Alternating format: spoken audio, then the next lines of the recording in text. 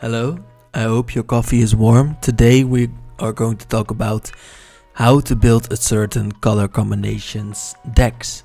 And today we're talking about Gruul, the most aggressive color pair you could say. Red and green are in there. They focus on primal energy, on the feeling of being wild, of having some choices, yes, but all of them lead to dealing big bunches of damage. It's all about wild creatures destroying civilization and just the feeling of having raw power in your hands. Use it wisely. Now, red is all about chaos and aggression. It's about being fast. It's about burning up really quickly. And green is about growth, about making sure you have enough fuel to burn up really quickly. And together, we build a lot of fuel, which is basically the ramp we are doing, and then we burn all of that fuel up in a big burst of mid-range power. And that's all that Gruul is about. Aside from that, the creature focus of this color combination is intense. So much so that oftentimes you really don't want to play any instants and sorceries. But most of the time it's smart to do so, but if you are a true Gruul player, you would find a way to just answer your opponents with more creatures. So there are multiple themes in Gruul that are prevalent. One is that ramp is really strong. This is true for any green focused deck. In fact, if you were going to play 5 colors, I would say play mostly green cards because ramp is just so strong in the color. There's also a slight focus on creature combat, not in the way that you're smart in your combat, but that you just want them to be big trampling creatures with haste. And there are some land-based synergies like landfall, where you want a lot of lands to enter the battlefield to give you more effects. It's all about growing nature and destroying everything else. Gruul is about smashing through obstacles. There are ways to destroy things from your opponents, but they often aren't directly killing their creatures. And while most other decks are very good at removing creatures from your opponents, you really aren't. And while the effects of creatures get stronger and stronger because they can be removed so easily, you don't have those kinds of answers. You want to win with brute force and a sort of fury that no one has ever seen before. In this video, I will walk you through picking a commander, which is a very important step because it will decide a lot for you. I will discuss the strengths and weaknesses of Gruul and how to build around those weaknesses and strengths.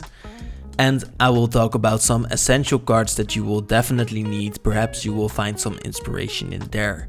There will be chapters down below so that you can find those pieces. I will finish up with telling you which cards are for budget builds and which cards are for upgrades, so you can later upgrade your decks, or maybe you already have a Gruul deck and want to find an upgrade. That's at the end. The first commander I want to talk about is Etali, the Primal Conqueror. Etali is a very popular creature and it has gotten a sort of transform card with some powerful effects. In fact, you will have sort of 2 commanders, because first you will play a 7 mana commander, really big, and then you will play a 10 mana commander basically when you transform it. So you have 2 really big splashy effects, and I think this is really in the nature of Gruul, because you want to have very big creatures. Now usually I wouldn't advise on building a 7 mana commander, let alone a 10 mana one, but in Gruul you will have great ramp because you are in green. So you need cards like these to win, and I think that is perfect. If you want a win con like Etali, I think this is perfect because you will have all of the tools to build up to Etali and then play it, and then it will have to win the game for you. What does Etali do? It's a 7/7 for 7, so that's already a pretty good body, but aside from that, he says, or she. When Etali enters the battlefield, each player exiles cards from the top of their library until they exile a non-land card.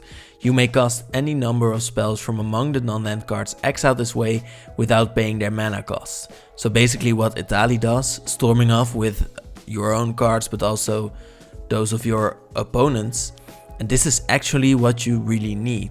So one side of this is that you will have a 7/7 with Trample, which is very Gruul, and the other side is that you will have a form of card draw, which Gruul really needs. It's one of their weaknesses. So I would say Etali is a great commander because of it.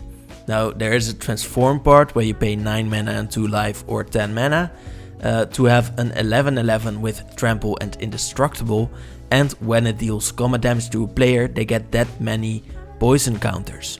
If you can put 11 on them, you will have them lose the game. So this is a great win con as well as a great value provider for Gruul, I would say. Another great commander for Gruul is one that you might find annoying yourself, so it will be fun to play. It's Omnath, Locus of Rage. It's 7 mana again, but again, you can ramp up to there. It's a landfall commander that says, landfall, create a 5/5. Creating 5/5s is what you love to do in Gruul, and you want to make them stronger in this deck. You want to give them trample and make sure that you're dealing big chunks of damage. This is really about the feeling of Gruul, and you will want a very focused landfall deck. I will talk about this more later, but there are 2 kinds of Gruul ramp in there. There are creature sides of ramp and there are land types of ramp, and this is definitely in the land type of land because we have a landfall ability, and we want to kind of play with elementals a bit, but I think this is, well, it could be fun because it's a very easy way to build your deck, and well, it's about dealing damage, and we need that in Gruul because it could be our win con. Omnath says that whenever it or another elemental dies, you deal 3 damage to any target. So working with this could be a fun side quest on your deck building adventure. Raga Draga is about the other side of Gruul, where you want to play with the mana dorks, the creatures that give you mana. And Raga Draga doesn't even want you to necessarily only make them give you mana, but it also wants you to attack with them. Every creature with a mana ability gets +2/+2, and that's enough to make for a very chunky deck. All of your Llanowar elves will be 3/3s. But there's way more, because whenever a creature you control with a mana ability attacks, you get to untap it, so that you can later use it for its mana ability, for example. Raga Draga also says, and it's a really fun thing to say, try it for yourself, but it also says whenever you cast a spell, if at least 7 mana was spent to cast it, you untap target creature, so you can use the mana ability again, and it gets +7/+7 and trample until end of turn. And now whoever said that Gruul isn't about strategy is wrong here, because Raga Draga is about strategy. Because there are many choices in which you have to make in order to attack in the right way, play your big spells in the right way, and make sure you deal as much damage as possible. Because whenever you cast a spell, if at least 7 mana was spent to cast it, you untap target creature.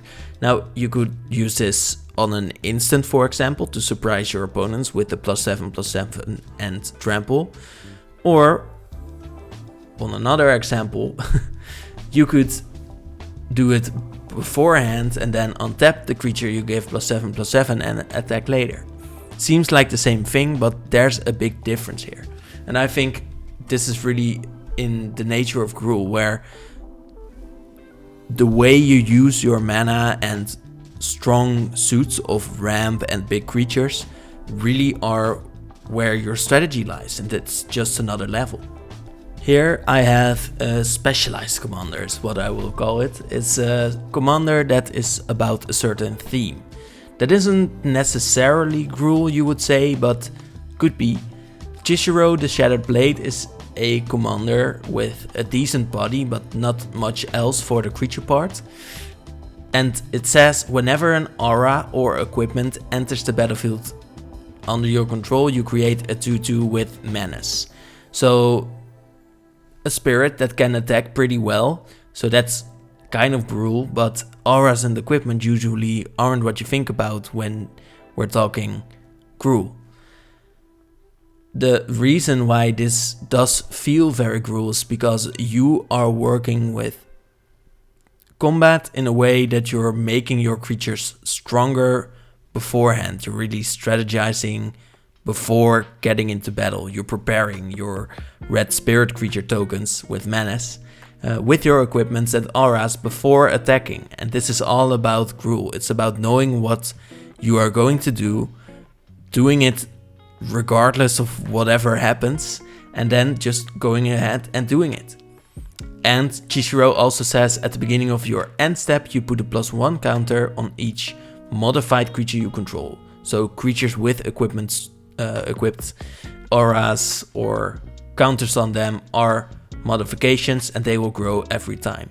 And growth is also very Gruul.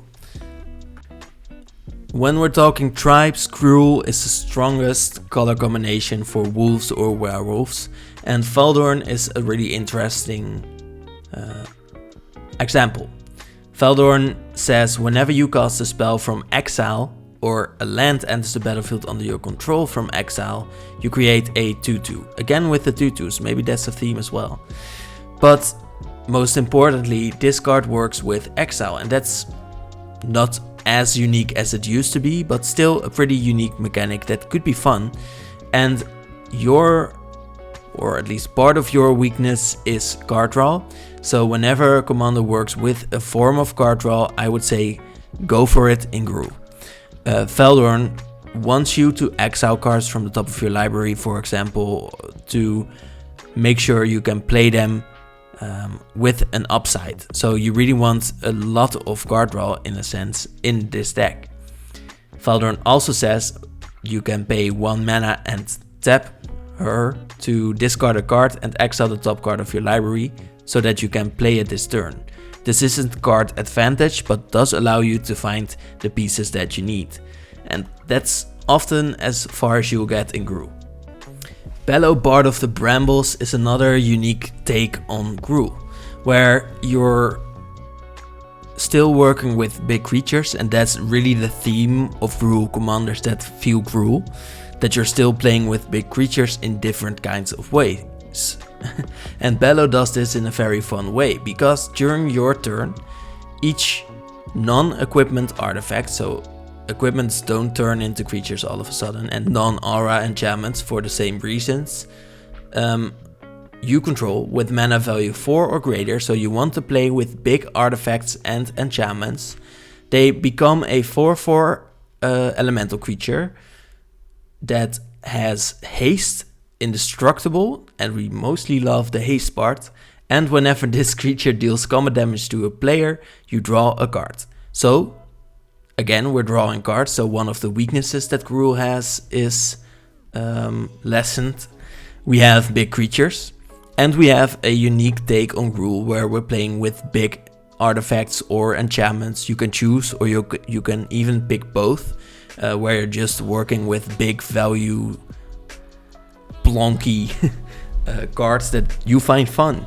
And that's also a little bit of the Gruul vibe, where you're playing things that you find fun because they have big splashy effects. And you can do that with Bellow. Another newer addition to Gruul is Agatha of the Vile Cauldron. A small commander which I like, as small as we basically can find in Gruul. 2 mana. And works with activated abilities. If you find that fun, Agatha is definitely for you. And how is this Gruul, you would say? Well, we'll get to that. First of all, activated abilities of creatures you control cost X less to activate. And this sounds fun already. Where X is the power of your commander, Agatha. So first you get 1 mana less to pay. And then it will become more once you start growing Agatha with equipment or whatever. this effect can't reduce the mana in that cost to less than 1 mana. Now Agatha herself has an ability that grows your creatures, and that's very Gruul. 6 mana, so a lot to pay, to give your other creatures +1/+1, trample and haste. And trample and haste is the classic combination of keywords for Gruul that you must love, because you're playing with big creatures and giving them trample and haste is the perfect way to make them useful. Agatha makes your creatures useful. Agatha is perfect with activated abilities. Can't go instantly infinite with that ability because you can't reduce mana costs to less than 1 mana, but you can make them very cheap, and giving all of your creatures a sort of fire breathing ability on the commander itself is a very great way to activate your creatures. And activating your creatures is, I think, the most important part about your Gruul commander. And then in my video about all of the color combinations and picking one, I said that Rurik Thar was, I think, the perfect Gruul commander, and I think it still is. It's a big commander again, 6 mana, so you will need to ramp up to there.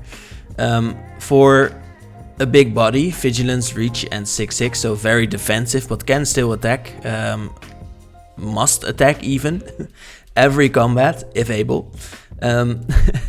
And whenever a player casts a non-creature spell, Rurik Thar deals 6 damage to that player. This is all about hating non-creatures. And you shouldn't play a non-creature spell either when Rurik Thar is out on the battlefield, because he will deal 6 damage to you. This is your invitation for a Gruul deck to just play with creatures. You will have the Llanowar Elf kind of mana dorks to ramp you out. You will force your opponents to stop playing those annoying counter spells and removals. And you will get to dictate what the battlefield is about. If your opponents can't play non-creature spells and you are definitely stronger on the creature side, aren't you winning? That's why I think Rurik Thar is the perfect Gruul commander. Let's get into some general points you will have to note when you're building a Gruul deck. First of all, we have some very obvious strengths that I have already talked about. We have ramp. And why is ramp a great strength of Gruul? Well, we have very cheap ramp, as in it doesn't cost a lot of money to get those cards, like Cultivate, Rampant Growth. Farseek is a little bit more expensive, but we have very good ramping options even if we're building a budget deck. And I think that is the strongest part about green, definitely, but also about Gruul, because then you get to play those big creatures sooner, and the big creatures are another strong suit of Gruul. If we, for example, can force our opponents to stop playing the non-creature spells and we're just playing on a creature basis, then we're definitely winning as Gruul. This part is just something we will naturally win on, and we don't have to worry about the battlefield, basically. And one strong suit is that we have an aggressive playstyle from approximately the 4th to the 6th turn onwards. When we have ramped, we will be very quick in dealing a bunch of damage. So we should use this as a tool to talk with other players, or we should make sure that the most important players are out of the game relatively quickly. We also have some very obvious weaknesses. We have a definite lack of interaction. We are great with creatures and maybe fight spells, but we don't really have instantaneous removal, or not as many pieces of it. We have Beast Within, we have Chaos Warp as single target removal, we have Blasphemous Act, which is a great board wipe, but we don't have a lot of it. So we're really reliant on our ramp to get going, and it is a strength, but it is also something we really need, because we're going to need those big creatures out, because we should be on the initiative. And one other weakness is that we don't have the best card draw. So in ramp and big power spikes we are the strongest, but in 2 main parts of Commander we definitely aren't the best. Card draw, we have Faithless Looting, we have cards like Beast Whisperer that draws cards when we're playing creatures, and we do have a tutor, Worldly Tutor, but it's all creature based, or it's temporary, or it's not really any card advantage at all. So we really should be mindful about the cards we're playing, and we really should use them to our advantage in the long run, and definitely close out the game if we can. Now let's talk about some staples in the Gruul colors. So I'm talking about cards that are red and green, not just red cards, for example. For ramp, I would say a very a staple I really value a lot is Goblin Anarchomancer. It's a card that makes all of your cards cheaper, and it really helps definitely accelerating your ramp. Also, I would say ramp is a strength, and you will need to pick your strategy of either lands or mana dorks. You could do a combination, but it will be less good. Another staple in the category of removal is Decimate, I would say. I haven't really seen it played a lot, but when I am playing with it, I really love it a lot. It's a 4 mana sorcery that destroys an artifact, a creature, an enchantment, and a land. Now the downside of this is that if you are the only one with an enchantment, you do still have to destroy target enchantment. But I would say the fact that you can get a 4-for-1 is a great way to control the game, and we definitely need that in Gruul because we're not really that controlling. Some card draw, which again we aren't the strongest with our card draw, so any card draw we can get, I will get. Escape to the Wilds is a 5 mana sorcery that lets you X out the top 5 cards of your library, and then you may play cards X out this way until the end of your next turn. So you will need to be quick with those cards, but you will be quick because you're Gruul. And you may play an additional land this turn, so it might help you get there sooner. So it's at least a bit of mana acceleration, and it's at most a way to draw 5 cards. You will need the ramp for it, but I think you can do it in Gruul. For threats, I think we have way more staples. So for example, Rhythm of the Wild is a great one. An enchantment that really makes your opponents think twice about leaving no blockers up, because you will have haste on all of your creatures. Alana and Elena is a great staple, I would say, because they strengthen any of your creatures, even if you have no way to strengthen Alana and Elena, which I don't believe in Gruul. It's still a way to put 2+1 counters on other creatures, and I think you really should be able to give them more. And in Gruul you often have really big creatures that you can give haste with this card. I think people often forget that, and I kind of love haste, so I never forget parts like that. Xenagos, God of Revels, is also, I would say, sort of a staple. It's more expensive, but because you can double your creature's powers, I think this is definitely something you want to run in Gruul. For 5 mana at every beginning of your own combats, you will give a target creature haste again, and +X+X, where X is the creature's power. So basically doubling the power, which is the most important part to us. Every deck needs a win condition, and in Gruul it's often just about big creatures and dealing a bunch of damage really quickly. But sometimes you can't finish the game, and you will need, I would say, an overrun effect. Some way to give all of your creatures trample and maybe strengthen them a lot. Crater Roof is the classic example, but there are way more ways to do this.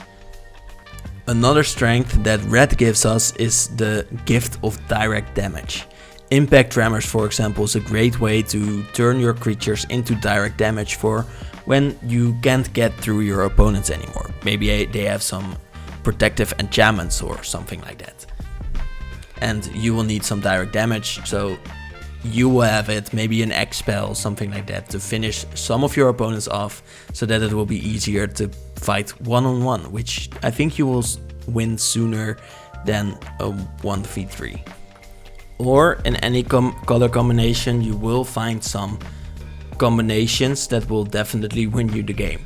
For example, a very famous one is Squee the Immortal, a red card that says you may cast it from exile, most importantly, and Food Chain, which is a green enchantment that says exile a creature you control, add X mana of any color where X is 1 plus the exiled creature's mana value.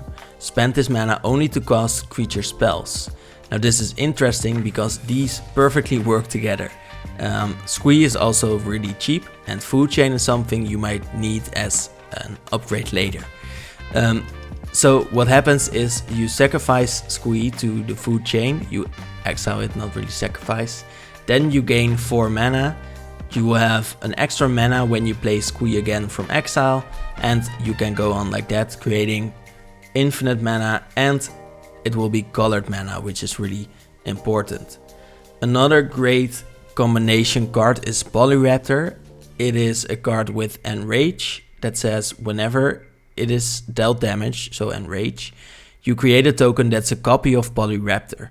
So any way in which every time you play or have a creature enter the battlefield and you get to deal damage to it, like Marauding Raptor, is a great way to make sure that you keep on making those big dinosaurs. So what happens is you play a raptor, it is dealt damage by the Marauding Raptor, and the Polyraptor will double itself, so it will create another token.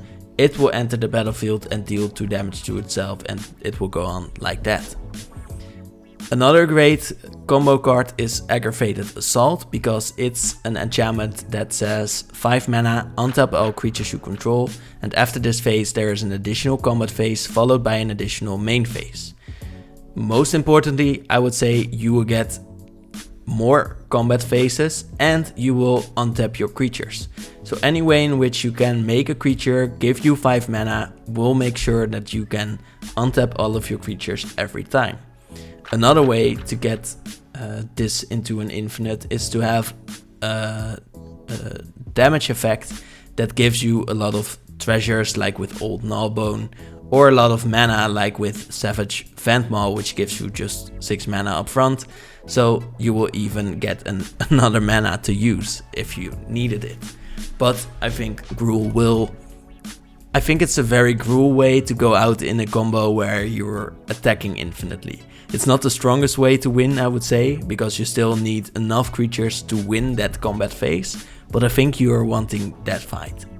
Now, when you're on a budget with Gruul, you will still, I think, be able to create a great deck, because you still have that strength of ramp with, for example, Cultivate, Llanowar Elves and Rampant Growth.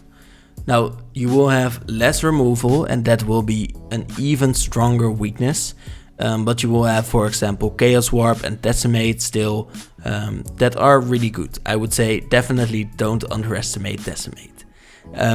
Card draw will be weaker as well. You will have Faithless Looting and Thrill of Possibility to discard draw, and you will have, for example, Harmonize to still give you some card advantage, but it won't be the best.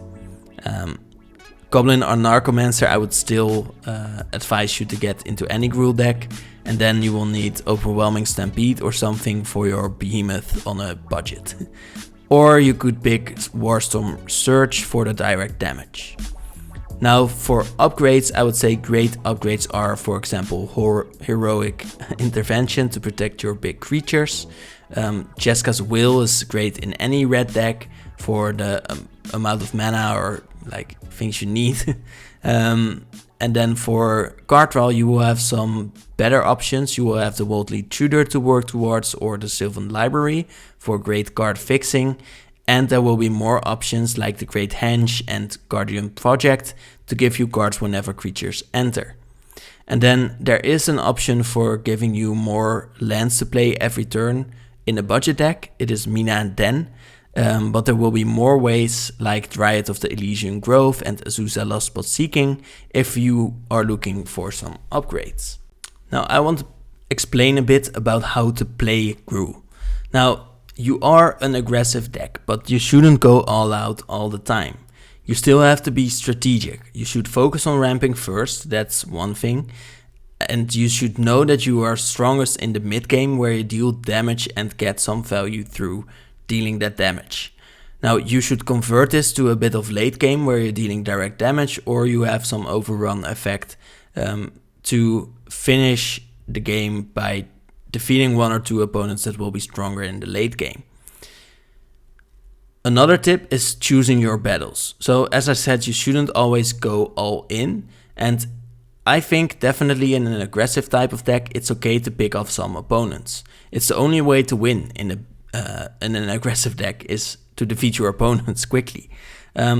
So choose who will win the game from you later on and then pick your battles with them and show the other players that you aren't really that much of a threat to them. A third tip I would like to give you is look at your hand. You should all the time, but this time it's even more important. You won't have a lot of drawing potential. Definitely won't have a lot of card advantage potential. So prioritize your card draw if you can get it and see your cards as extra valuable in this type of deck. Don't just use your cards lightly. If you have a card that could give you a surge of power later, like for example Avenger of Zendikar that can snowball the game on its own, then it's probably better to save it for a little bit later. I know you want to use it now, you're a Gruul player after all, but yeah, this is a way to get into the game later and you need those ways. And that was it for this video. I want to thank you for watching and let me know what Gruul deck you will build and what you made of it. I'd love to look at your decks and well, compliment you on what you've built. So thank you for watching again and have a nice day.